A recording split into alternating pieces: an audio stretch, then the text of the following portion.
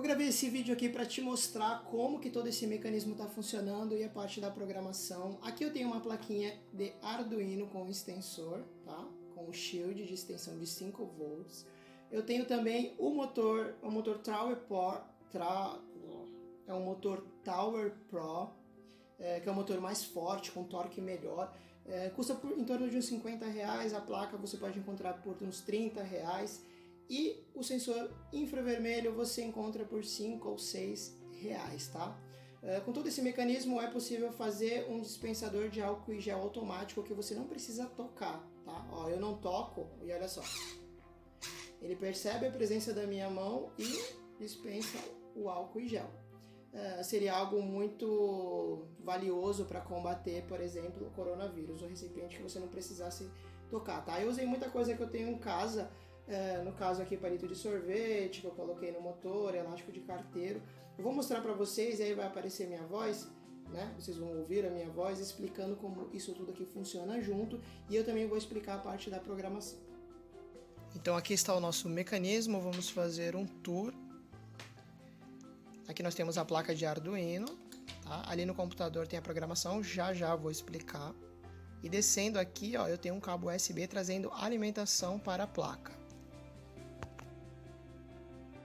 Basicamente na placa eu tenho ali os fios preto, vermelho e branco, que são os fios do sensor, tá? O fio de sinal do sensor está ligado ao pino A0 da placa de extensão do Arduino, e eu tenho acima os fios que vão para o motor, laranja, marrom e vermelho. No caso, o pino digital 11 está ligado no laranja, que é o que leva informações para o motor. Agora nós vamos até o mecanismo onde se encontra o motor. É um motor Tower Pro MG995, tá um motor bem forte, então foi difícil manter ele assim estático. Eu consegui prender, ó, colocando suporte de palito de sorvete, elástico, mas tive que deixar os elásticos bem tensionados para conseguir esse resultado. Preso ao eixo do motor eu tenho uma engrenagem de plástico na qual eu colei alguns palitos de sorvete, tá? E aí, amarrado no palito de sorvete, eu tenho um arame que vai até o bico de pato do recipiente. Então, basicamente, quando o palito de sorvete desce, ele puxa o arame e ele está acoplado ao motor, como vocês podem ver.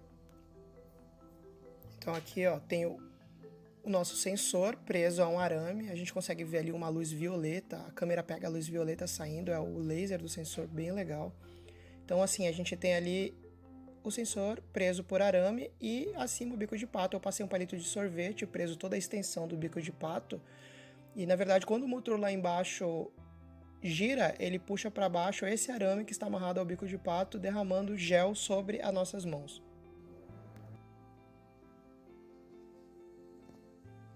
Agora eu vou mostrar a programação, mas antes eu vou mostrar novamente o recipiente funcionando com o sensor.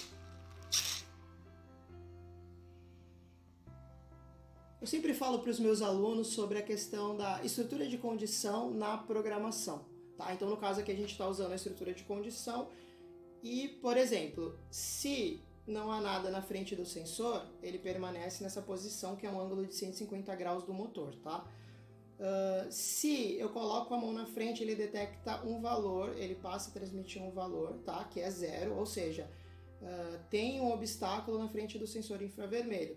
Nesse caso, eu vou girar o motor a 100 graus e depois volto o ângulo para 150. Então agora eu vou te explicar aqui, ó, rapidinho como que funciona a programação na linguagem Arduino. Tá? Aqui na linha 5 e na linha 6 eu tenho duas variáveis declaradas, uma variável chamada sensor e outra chamada leitura. A variável sensor vai estar recebendo informação do pino A0, que é um pino analógico da placa do Arduino. E assim, a variável é um espaço na memória do microcontrolador que vai receber informações, tá? Então a gente guarda informações dentro das variáveis. Podemos pensar em variáveis como sendo gavetas, onde a gente pode guardar uma informação mutável durante a execução do sistema. Isso serve para games, para softwares, para uma série de coisas. Não desiste se você não está entendendo, continua prestando atenção que você vai entender aqui embaixo, fica mais simples, tá? Eu tenho aqui, ó, no setup, eu tenho o início da série, e na linha 11 eu tenho um comando pinMode sensor input. O que isso quer dizer? Quer dizer que o sensor, a variável sensor, estará recebendo informações, tá? Esse input é que ela estará recebendo informações daquele pino A0 que foi declarado lá em cima.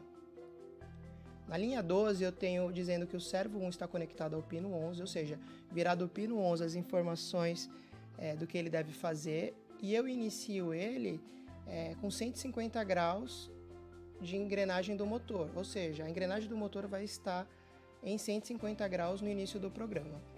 Logo abaixo, ó, bem simples aqui, eu tenho o loop, tá? Tudo que tiver dentro do loop vai acontecer enquanto o sistema estiver energizado, fica acontecendo infinitas vezes. Eu tenho um delay de 10 milissegundos, bem rápido, ele dá uma pausa, faz uma pausa bem rápida, e aí ó, a variável leitura vai receber o que tiver dentro de sensor, tá? Então eu tenho duas variáveis para trabalhar com os valores do sensor infravermelho. E aí eu tenho aqui um if, e essa é a condição, olha só. O if em inglês que é se, então se leitura é igual a 0, significa que há um obstáculo na frente do infravermelho. Então o servo vai para um ângulo de 100 graus, espera 1000 milissegundos, ou seja, 1 segundo, e depois o servo volta para 150 graus. Então ele vai para 100 e volta para 150, ou seja, ele inicia em 150. Quando tem um obstáculo na frente do sensor, ele gira até 100, ou gira 50 graus, né, indo até 100 e depois voltando para 150. E se o valor de leitura for igual a 1, ou seja, não há nada na frente do sensor infravermelho, então o servo permanece em 150 graus. Simples assim. Não tem nada na frente, 150 graus. Tem alguma coisa na frente, vai para 100 graus, espera um segundo e volta para 150 graus. E se você gostou, inscreva-se no canal, deixe o seu like porque tem muita coisa legal vindo por aí.